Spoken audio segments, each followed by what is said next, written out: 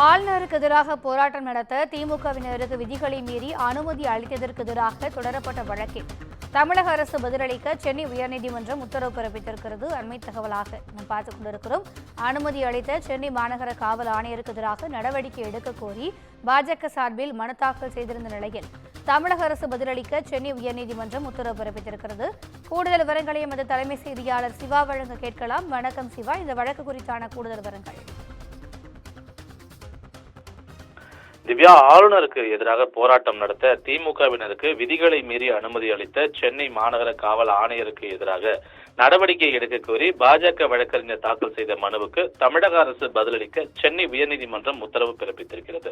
அண்ணா பல்கலைக்கழக மாணவி பாலியல் வன்கொடுமையால் பாதிக்கப்பட்ட சம்பவத்தை கண்டித்து போராட்டம் நடத்த அனுமதி மறுத்த காவல்துறை ஆளுநருக்கு எதிராக திமுகவினர் போராட்டம் நடத்த அனுமதித்துள்ளதாக குற்றம் சாட்டி பாஜக வழக்கறிஞர் ஏற்காடு மோகன்தாஸ் என்பவர் சென்னை உயர்நீதிமன்றத்தில் ஒரு வழக்கை தாக்கல் செய்திருந்தார். அந்த மனுவில் கோவை பாஜக மாநில தலைவர் கோவையில அவர் ஒரு ஆர்ப்பாட்டத்தை முன்னெடுத்ததா, அதே போல மதுரையில குஷ்பு, சென்னை வள்ளுவர் கூடத்தில் தமிழிசை சவுந்தரராஜன் தலைமையில போராட்டம் நடத்த திட்டமிடப்பட்டு அனுமதி கேட்கப்பட்டிருந்தது. ஆனால் காவல்துறையினரால் அனுமதி மறுத்தது மட்டுமல்லாமல் போராட்டத்தில் ஈடுபட்டவர்கள் கைது செய்யப்பட்டதாகவும் மனுவில் அவர் குறிப்பிட்டிருக்கிறார்.